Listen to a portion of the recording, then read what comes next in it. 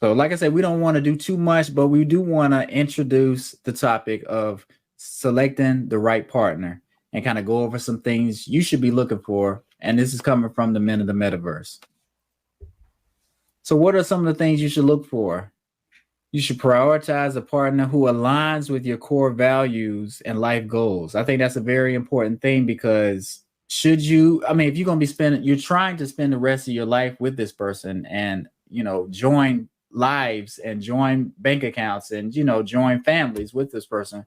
So you got to make sure y'all are both going the same place, as far as your future is concerned. What you going to say? What's some of those core values that you need to maybe focus at, Brandon? Well, you need to be trying to ask about what kind of religious stuff you want to talk about, or, what political beliefs, or, I guess where do you see, yourself going? Because somebody may want to just, I don't know, they may like you, they may want to date you, but long term, they may not want to have a family with you. They may not want to get really serious. They may have different goals in mind. They may want to have a couple wives. You never know. So you need to talk about what kind of life goals you have in common with the person you're trying to date. And let me get a tip for the ladies out here, because y'all get advice from women, and women don't know nothing about man. Not that much. Not that much. Right. Here's the thing with a man. It's hard to change a man. You can't change him. A man or even a person, only person who could change them is themselves. Right. Even but let me God ask you this. can't change them. Right. I don't care what you say. Right. But can men pretend they change for you to try to please you? Do they do that sometimes? That can happen for a little bit, but it's not everlasting. Right. And it's going to switch right back when he sees you happy and you relax a little bit, you off his back a little bit. So that's when he goes back to being who he really is. Somebody's only going to change when they're ready to change. Correct. So if you think you could go through life, I'll go motivate them. I'll go push this guy up here. Right. Maybe the guys say, okay, you can push me up, but I don't want to go higher than small first level management. I don't want to be VP. Right. But if you keep on pushing, try to get that man VP, what you think that man gonna do, Brandon? He's not gonna get it. He gonna buck back. Yeah, one day he gonna do that too. But and how do guys buck back, Brandon? All kind of different ways. Ain't some of them. He may hit you. Okay, he may cheat on you. It's a lot of different ways he could do it. Or may leave you. Or may leave you. Right. So Brandon just named a good thing. He may cheat. He may hit your butt. We don't recommend that. Right. Or we don't recommend cheating either. Or unless you have to. That's a joke. or he may leave you. Now, typically guys can leave you and still be with you at the same time. That's true. So, all right, what's your next sentence, Brandon? Choose someone you can communicate with effectively. And y'all just say effectively. That'll sum it up. Okay, so how do you feel about that? Brandon, you already know every woman who come up there, I want a good communicator. Uh-huh. If every woman say they can't find a good communicator, is the problem with the man? No, it's not.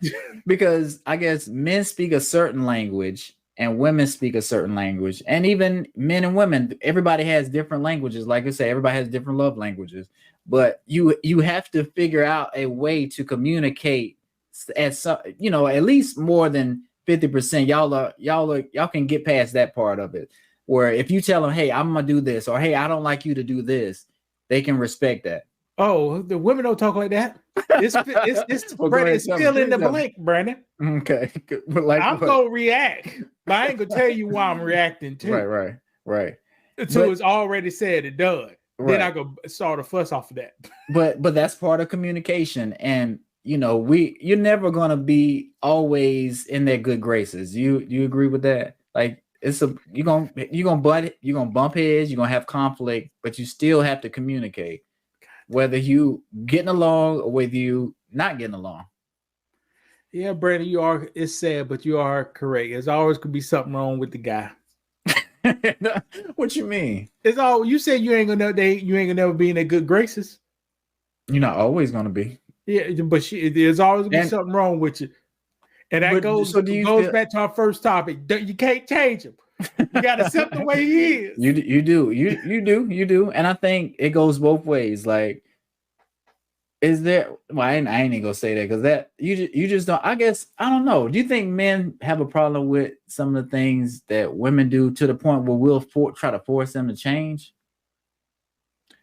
I'll tell you one thing. I try to force my wife to do. I try to force her into playing video games, and because me and my daughter play video games. I try like, come on, you can join in. I know you don't know how to play, but come on, join it. She said, no, I don't want to play. I don't like to play.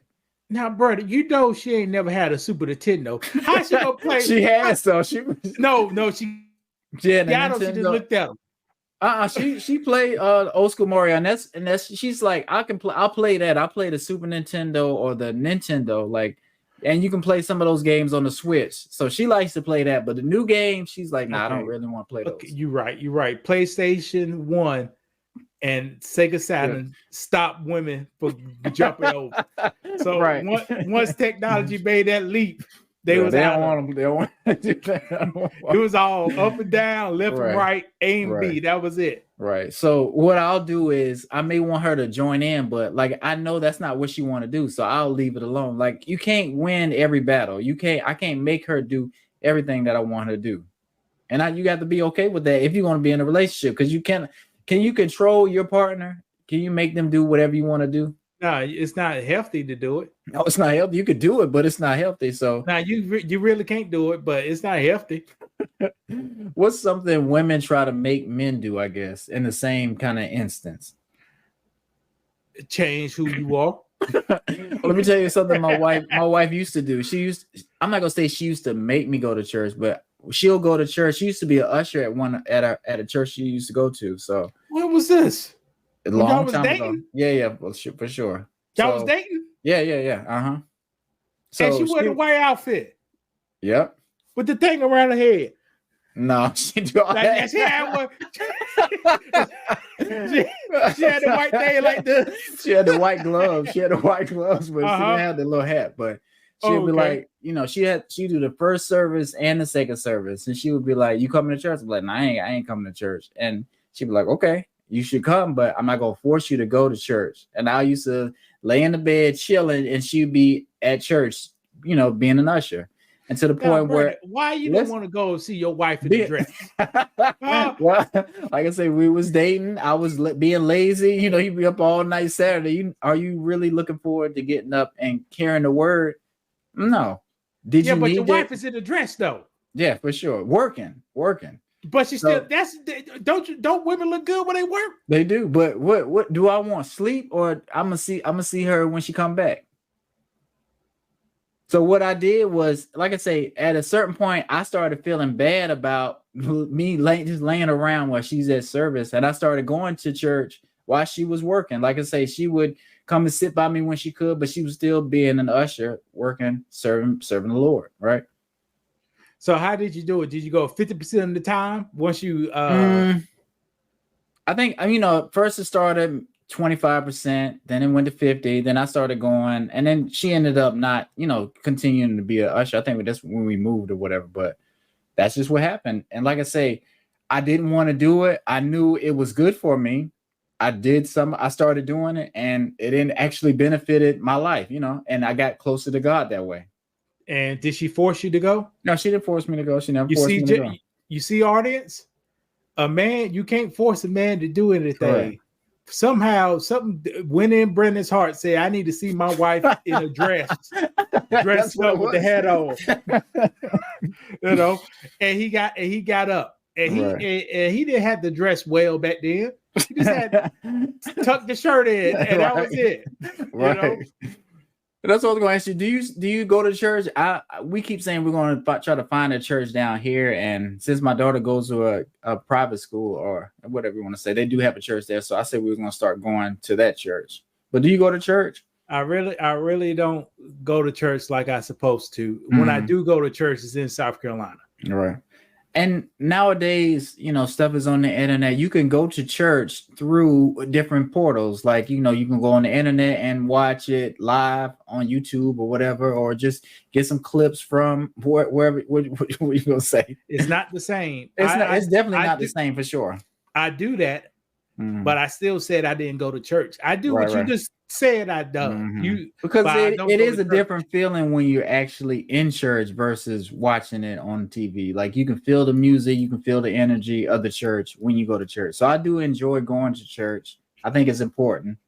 It's called fellowship. Fellowship. Okay. You can't fellowship watching YouTube with your socks off, with your shoes off, laying in the bed, scratching on yourself. Correct. That's true. You can't do it. Or making breakfast while you're listening through the ears. Right. It's not the same. You can still get the message, but you can't get the overall feeling and the fellowship. The fellowship. You're right. Yes. When two or more comes together, you can praise God. If it's only you with your socks off, it's not the same. Yeah, the Bible knew social media was coming up. That's why it says 2 or more get together. It knew about social media. Good day, everybody. My name is Louis, and I'm just came to let you know that I have the best financial book for Black people on the market today. This book is designed to help you with things like student loans, housing, employment, and also create income streams so you can support your family and provide security for everybody around you guys. This book is Black owned, and I use a whole lot of Black companies making this book. This book is available on the link below. Make sure you check it out, guys. Check out my reviews. As of today, every person who read my book gave me a phone call about how great the book is, guys. Don't miss this great opportunity to earn some black magic, guys. And it's a quick read and it's entertainment. Look at it. I got strippers in the name. But the book is called From 0 to 200K. You can check out this book with the link below. Have a good day.